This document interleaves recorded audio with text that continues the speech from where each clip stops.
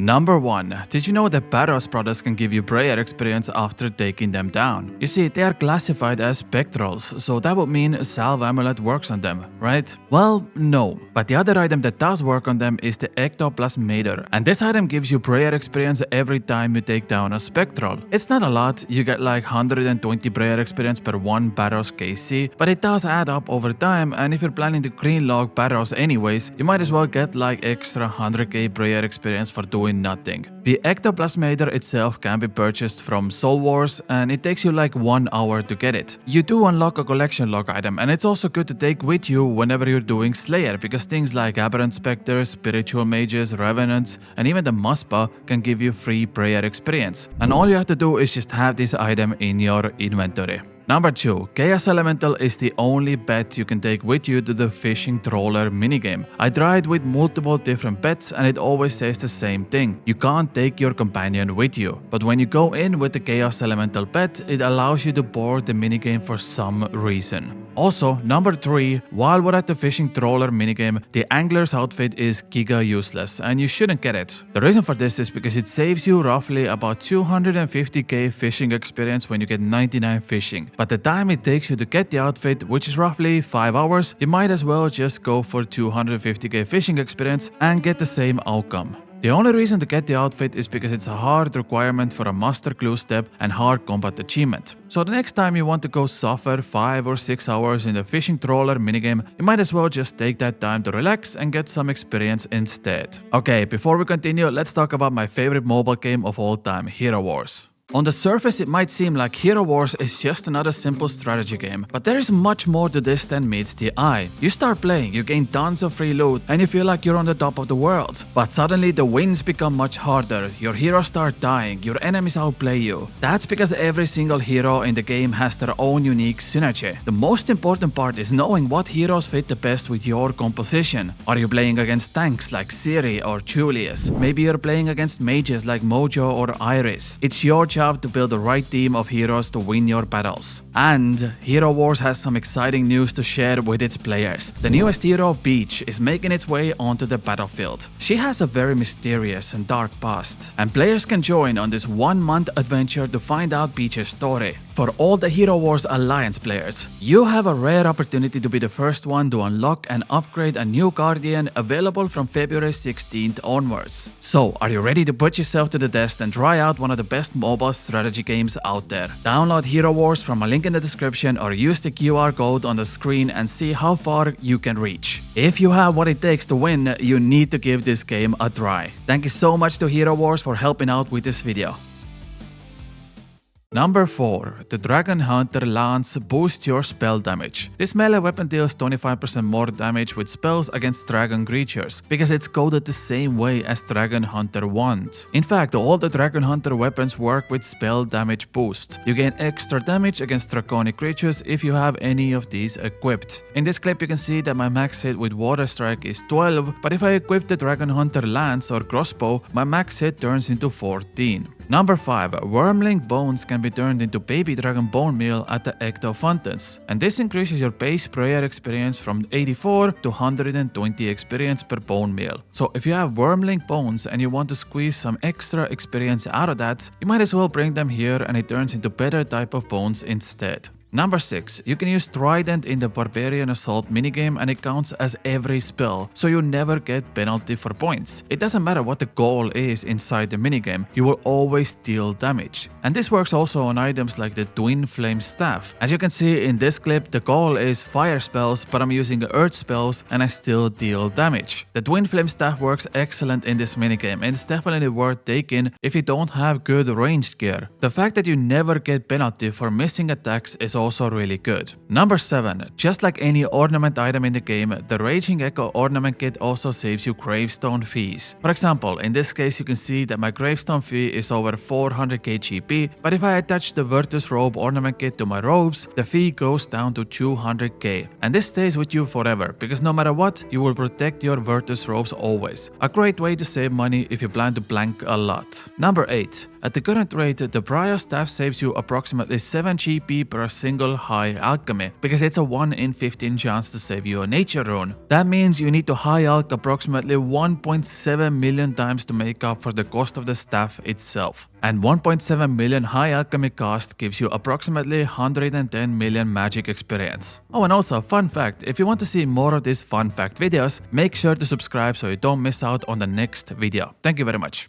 Number 9. Every dagger from bronze to rune has +1 magic accuracy attached to the melee weapon. This is because initially in RuneScape Classic, daggers were supposed to be magic weapons, but they were changed in RuneScape 2 to become melee weapons, and now, almost 25 years later, they still retain their +1 magic accuracy, and it's a reminder of the good times. Number 10. If we're already on the topic of RuneScape Classic, the rune spear used to be a ranged weapon back in the day, and it was an incredibly rare drop that went up to 1 in a million chance. When you throw the rune spear towards your target, you will lose it immediately and you can't return it back. This made it one of the most rarest and valuable items in RuneScape Classic. Number 11. You can't note cabbages in the Falador farming patch with the tool Leprechaun because there is a farming field right next to it, and people use this as a moneymaker to gain infinite amount of cabbages. So Jagex removed that option, and now you just get a funny little dialogue with the tool Leprechaun when you try to know cabbages. Funnily enough, I tried the same trick in Briftina's cabbage field and it works here, because I guess if you already have access to the city, you don't need to collect cabbages for money anyways. Number 12. If you make a new account at level 3 and want to make some really fast money with no skills and no effort,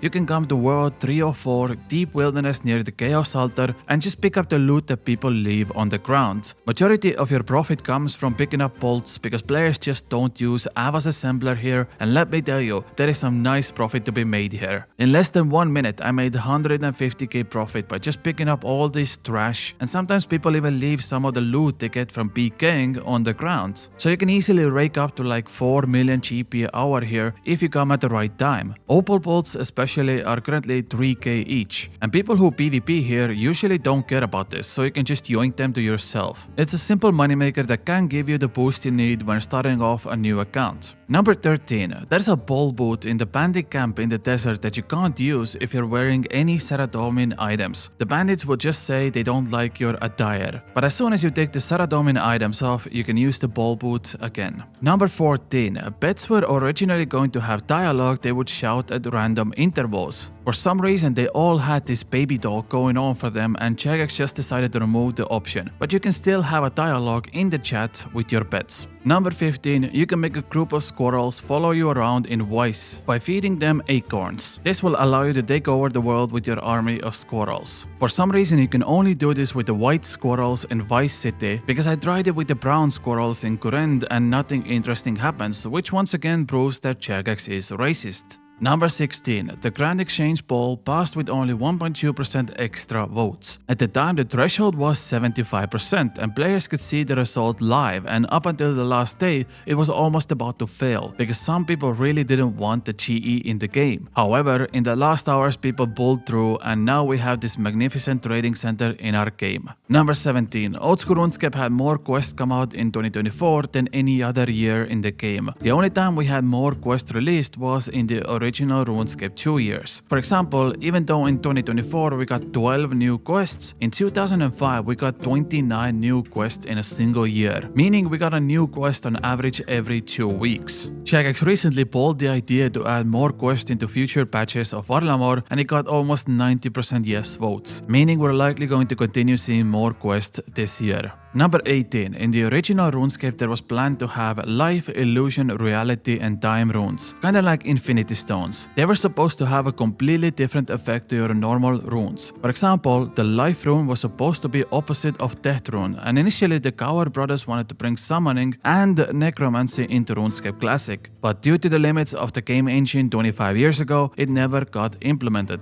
Number 19. There's a villager in Canifis that will tell you a bunch of fun facts about onions if you're wearing the Ring of Karos. The dude really loves onions for some reason, and I went through his dialogue and he just keeps yapping about them over and over again. He even admits that despite being a werewolf, he loves the smell of frying onions. This guy here has total of 10 different dialogue options just about onions. Number 20. Back in 2006, Jagex accidentally changed the Black Shield H2 High Alchemy price from 979 to 9795. It was probably just a typo and they accidentally added an extra number value, which made it go from 1k each to 10k each. It stayed that way, 10 times as high as the other black shields until it was fixed in-game almost 10 years later. It did however retain the price of almost 10k coins in the GE despite its high alchemy value being much lower, because players thought for years this was the actual price. Once the wiki guys figured out what was going on with the item, the value dropped immediately overnight and now it stays at 1k each like it's supposed to. Number 21. The French chat is shared between old school RuneScape and RuneScape 3. So if somebody sends you this massive DM proclaiming to be from Jagex or just in general trying to promote something,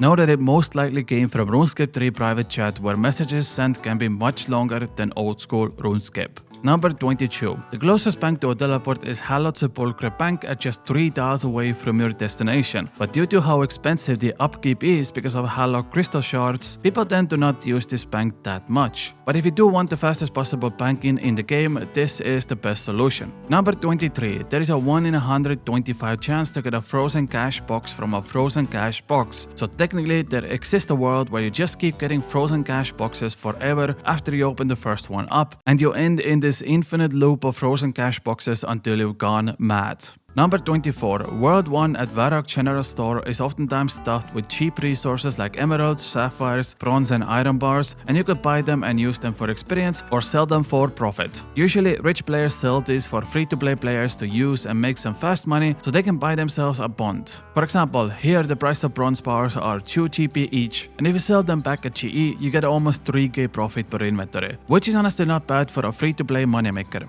And number 25. The lowest amount of experience you can get in the game is by hitting a 4 on an outlaw next to the Grand Exchange. This is because outlaws have a weird thing of giving you minus 97.5% combat experience multiplier, so you get almost 1 out of 40 the normal experience you would otherwise get. So if you get exactly a 4 hit on the outlaw, you get 0.1 combat experience for it, and that is the lowest possible amount you can get in the entire game. If you also know any fun facts, leave them down below in the comments, and if you enjoyed this video, make sure to subscribe. I thank you very much, and I'll see you next time. Bye!